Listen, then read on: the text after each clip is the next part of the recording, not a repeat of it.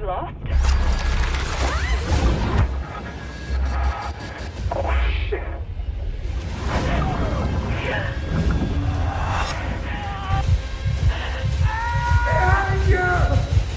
তো বন্ধুরা এখন আমি রিভিউ করবো দি লাস্ট ব্রিথ মুভিটা নিয়ে। কালকে আমি মুভিটা দেখে কমপ্লিট করছি, তো মুভিটা কেমন হয়েছে সেটাই আলোচনা করবো তোমাদের সাথে। তার আগে বলে দিই, তোমরা যদি এই মুভিটা দেখতে চাও অ্যামাজন প্রাইম ভিডিওতে যা দেখতে পারো, সেখানে হিন্দি ডাবিংয়ে অ্যাভেলেবেল আছে। এই মুভিটা দেখার জন্য তোমাদেরকে কমসে কম 1 ঘন্টা 36 মিনিটের সময় দিতে লাগবো। এটা একটা সার্ভাইভাল থ্রিলার মুভি।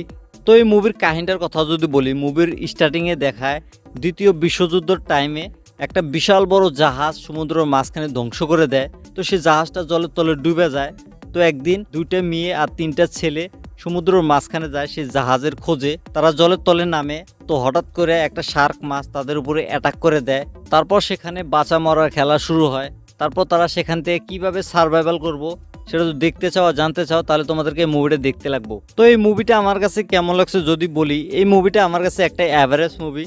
অত একটা ভালো লাগে নাই, অত একটা খারাপও লাগে নাই। মুভিটা দেখে টাইম পাস করা যায়। 1 নম্বর কথা, এই মুভির কাহিনীটা ভালোভাবে প্রেজেন্ট করতে পারে নাই। মুভিটি দেখে টেনশন ফিলই হয় না।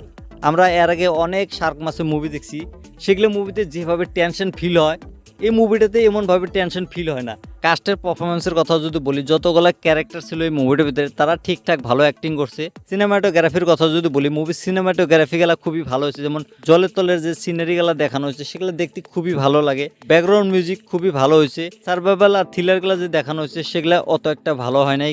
মুভির হিন্দি ডাবিং ঠিকঠাক আছে। আর তোমরা যদি এই মুভিটা দেখছাও তাহলে আমাকে কমেন্ট করে জানিয়ে দাও মুভিটা তোমাদের কাছে কেমন লাগছে। আর যারা যারা এখনো দেখো না তারা যদি দেখতে চাও দেখতে পারো, কোনো প্রবলেম নাই। আর আমার রিভিউটা তোমাদের কাছে কেমন লাগছে সেটা তোমরা কমেন্ট করে জানিয়ে দিও। আর এরকম রিভিউ দেখার জন্য আমার এই চ্যানেলটা সাবস্ক্রাইব